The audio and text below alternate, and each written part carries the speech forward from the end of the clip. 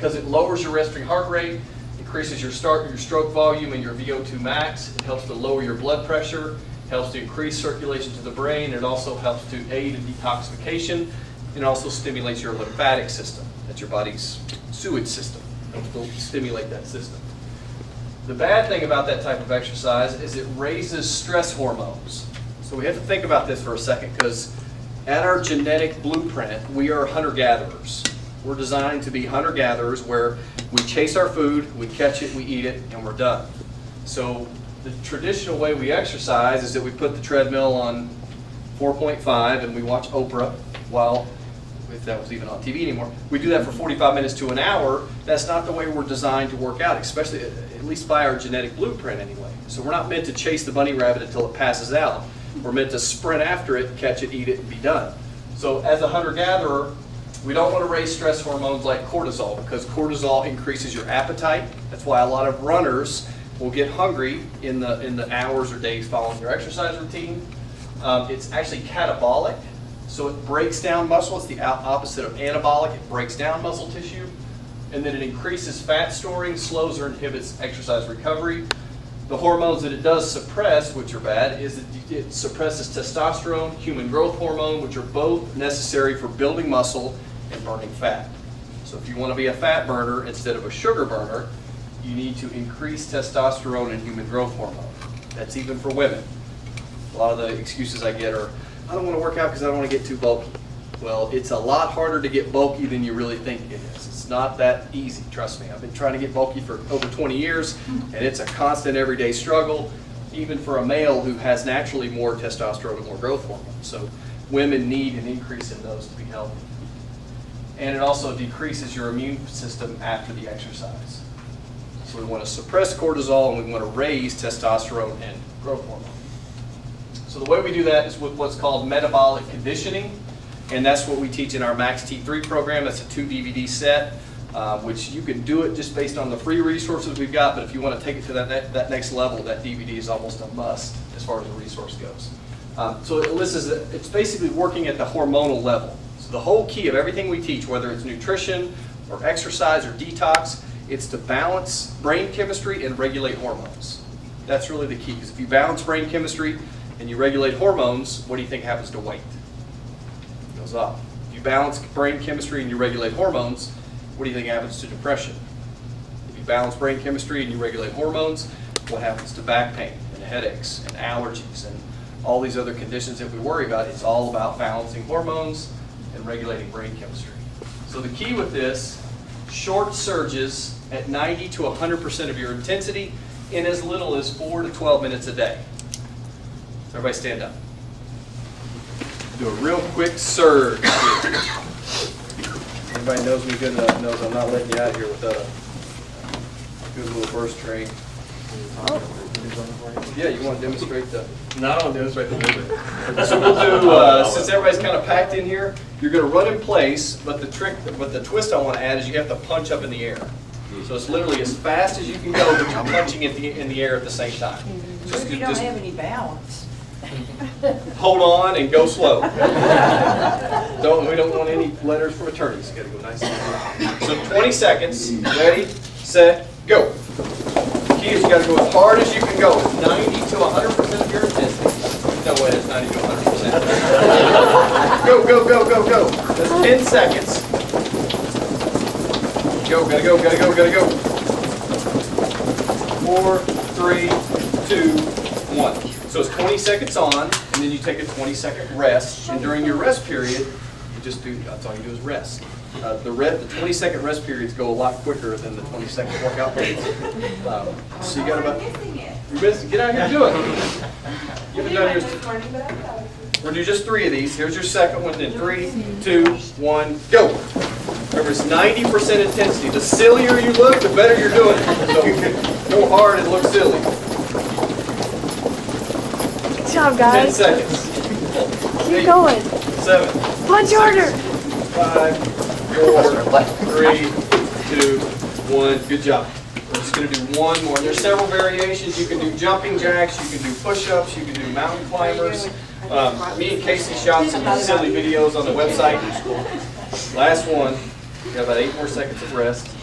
And that huffing and puffing, that's the key. You want to get your body to that point to where it experiences that overall all-out effort. Ready, set, go. Don't hit the person behind you. In front of you. Go, go, go, go, go. Go ahead and crank the air down. 3, 2, 1. Good job. Awesome. You guys can have a seat. Great job. Good job, everybody. So let's get away from exercise being about what movements we do or how long we work out or what type of form we use, because form is important, but it's really not the key. The key is when you tell your brain it's going at 100%. That's where you regulate brain chemistry and you balance hormones. That's the key to it. It's all out as hard as you can go. Any quick questions about burst training? And for most people, that's really all they need, especially in the beginning until they get started. And we do it as little as 4 minutes a day, 3 days a week. So you could do that routine right there, 20 seconds on, 20 seconds off, 20 seconds on, 20 seconds off, for 4 minutes, and then you're done. You do that 3 days a week.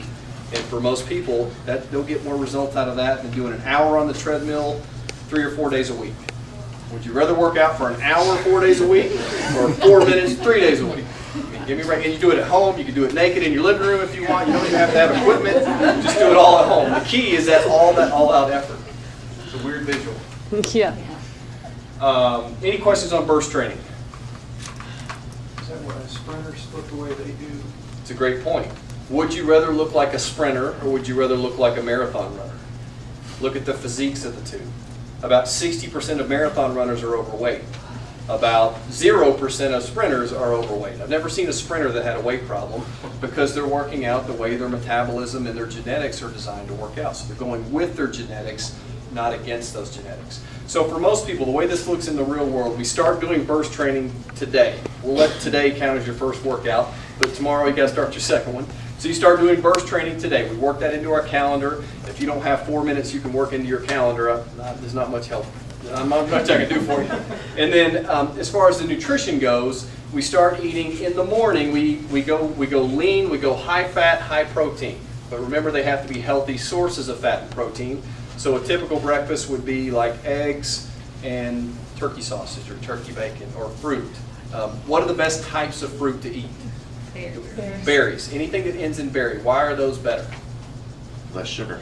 Less sugar, right? They're lower glycemic, they have less sugar, so they convert more slowly to sugar. And the key with this whole hormonal thing, especially from a dietary standpoint, is to control insulin. If you want to master your hormones, if you want to take control over your hormones, you've got to control insulin. Insulin is actually a hormone, and it's your master hormone. And if you can control insulin, then you will by default control testosterone, you'll control growth hormone, you'll control estrogen, you'll control progesterone. All your other hormones essentially fall into place when you control insulin. That's the name of the game. So breakfast is eggs with real butter, right? Who doesn't like eggs with real butter? I got to check your pulse. Everybody loves that, right? And then you do some kind of berries or turkey bacon, turkey sausage. I love these little white, this Applegate Farms chicken and sausage. I buy about 15 boxes of that every time we go to the store. And it literally, they're pre-cooked. You put them in the oven. They're organic. They're healthy. They're ready to go. It takes 5 minutes and you're out the door, if even that. So for a snack, because you want to do breakfast, snack, lunch, snack, and dinner, what would a good healthy snack be? Nuts. Nuts, raw nuts, so you don't want them to be cooked or roasted. Nuts, seeds, or berries. Green apples are also a really good snack because green apples are lower glycemic than Fuji apples or all the red ones. And then for lunch, we want to go lean and green for lunch. Every lunch, you always want to try to go lean and green. So you want to do a lean salad or a green salad with some sort of lean, healthy protein. So tuna fish, chicken. If you can find organic sources, great. If not, then you're still better off going lean and green with your non-organic sources. And then your next snack would be kind of the same thing. Your nuts, seeds, berries, green apples. And then for dinner, we do like a meat and veggie. Or sometimes just veggies. It wouldn't kill us to just eat only veggies sometimes too. And that's the key too. We got to start eating more vegetables.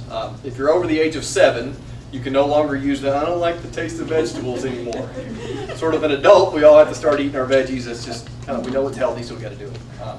And then for dinner, or for a late night snack, I always eat chocolate and ice cream.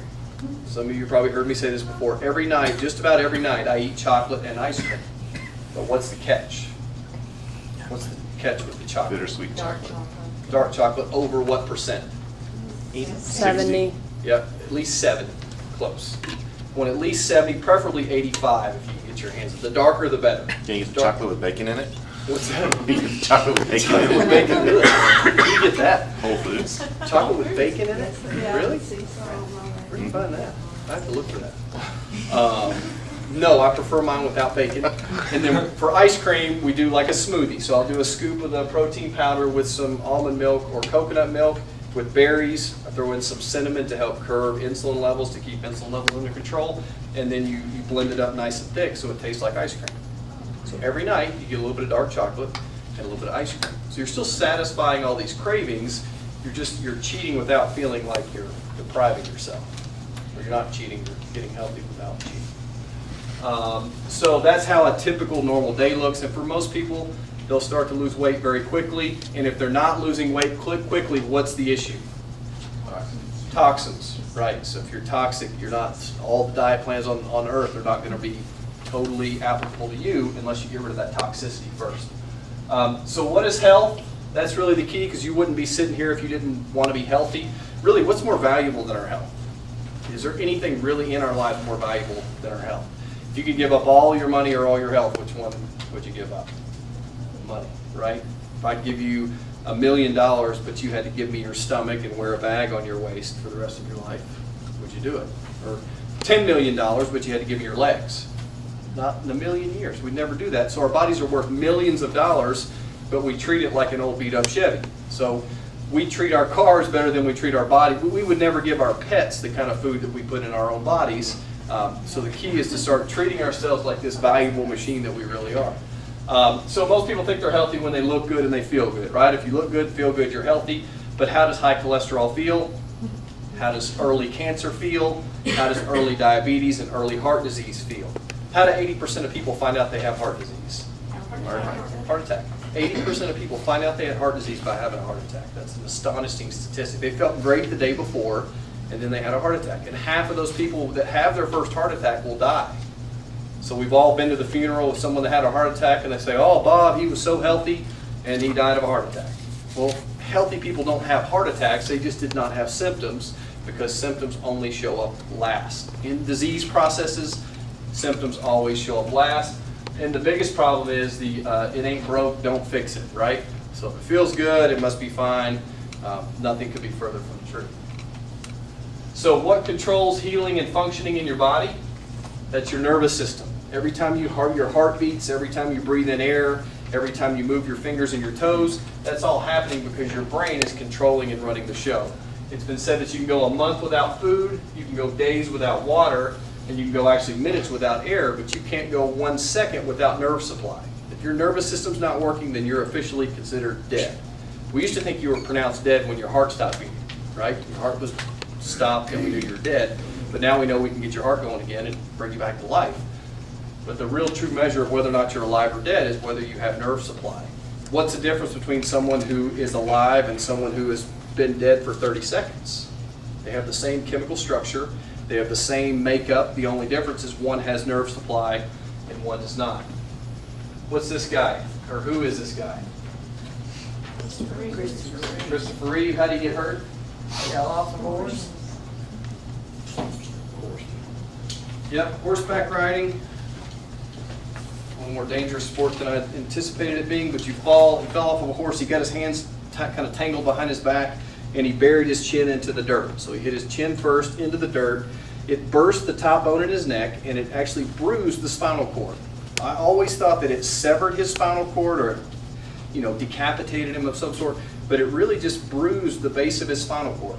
So they said you could have covered up all the damage with just the tip of your pinky.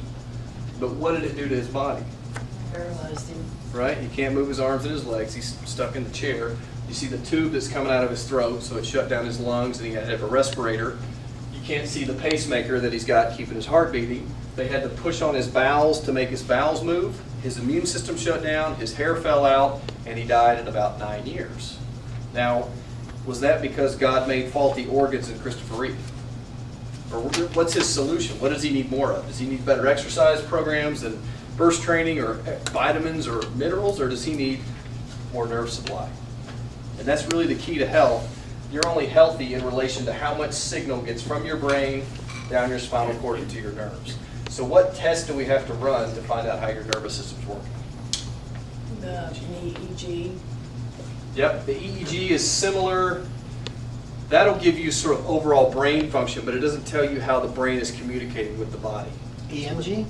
EMG is a good test too, but that's only measuring the muscular side of the equation. The best overall test is to look at the x-rays. Because what we know from x-rays is if you've got a nice normal curves in your spine and there's no pressure on the nerves, and your body's working as close to 100% as it can. When your spine moves out of position or out of alignment, it starts putting pressure on those nerves, affecting everything the nerves control. So the nerves in your neck go to your eyes, ears, nose, and throat. They also go to your neck. Nerves in your lower back or lower part of your neck go to your shoulders and arms. They also go to your heart and lungs. Nerves in your middle back go to your shoulder blades, but also to your digestive organs. And the nerves down your leg go to your legs, but also to your reproductive organs. So if I was to cut the nerves to your heart, let's say I took a pair of scissors and cut the nerves to your heart, what would happen to your heart?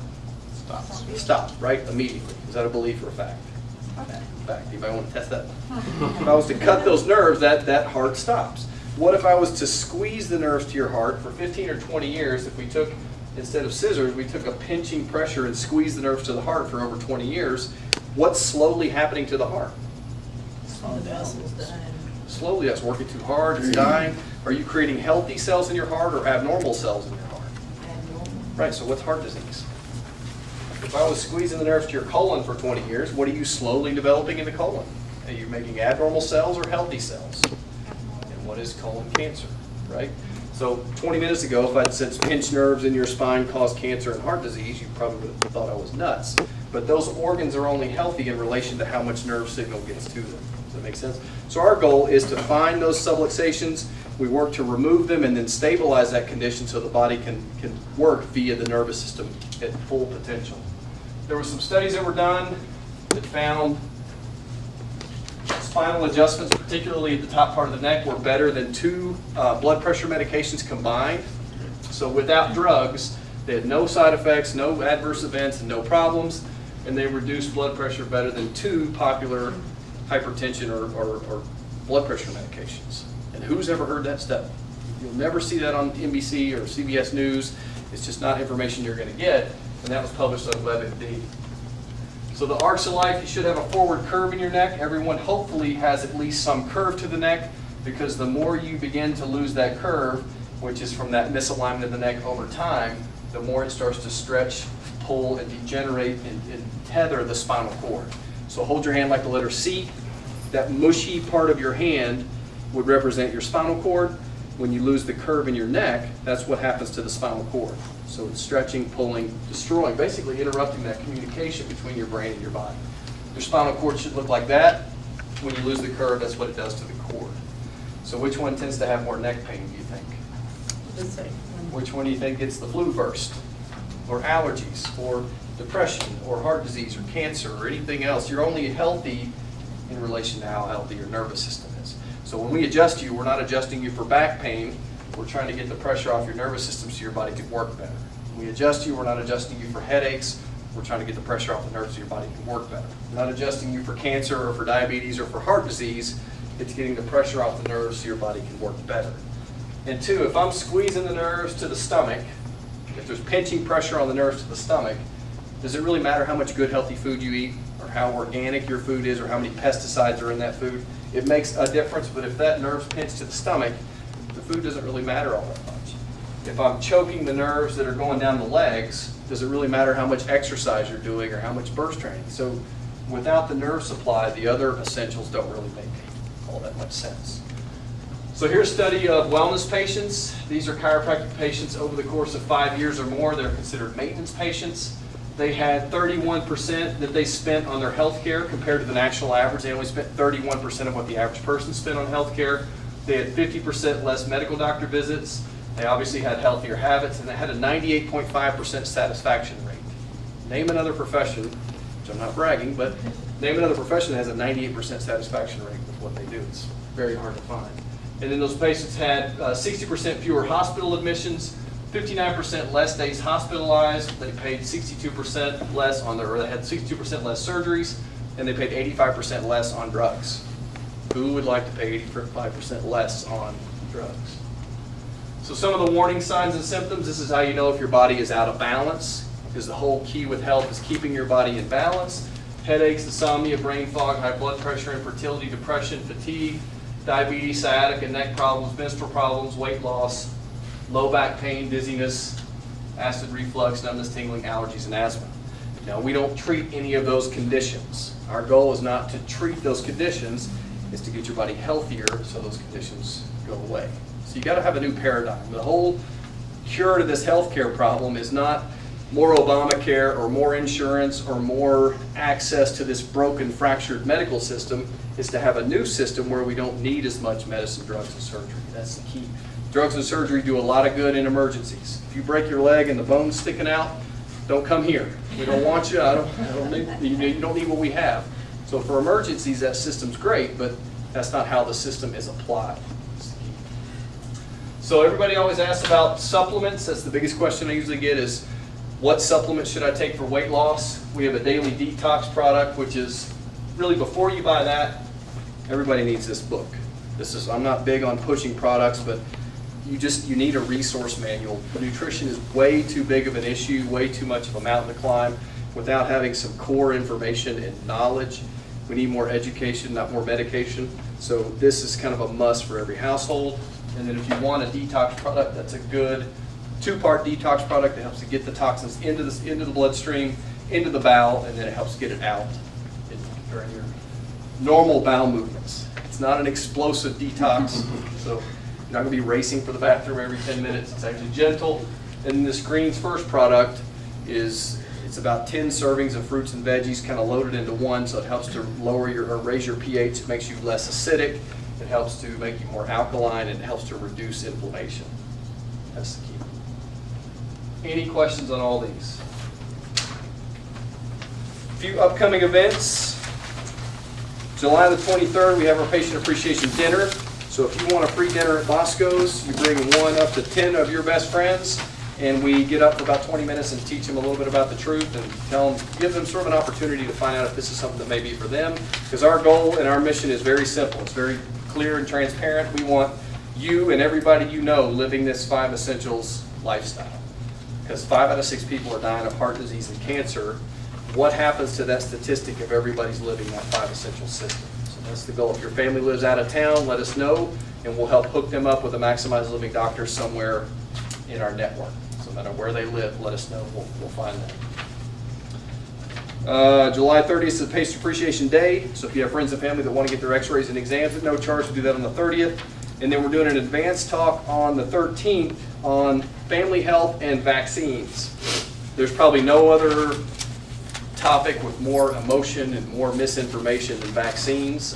It's always a good hot button topic. So if you have any questions about those, please come to that workshop. I'm going to show you all the research and let you make your own decisions. And then finally, September 8th is our Maximize Living Extreme Makeover. So in a 2.5-hour seminar, we're going to break down all the exercise, all the other 5 essentials. We're going to put it all together in a very easy to take home and get started with program. So that'll be on a Saturday. Any questions? Gosh, 1 minute to spare. Any questions on anything at all? Other than breaking my cell phone? That's great. Did you really? Yeah. Second time in 30 Again? days. No. It's great. Who chose these hard floors? All right, you guys are free to go.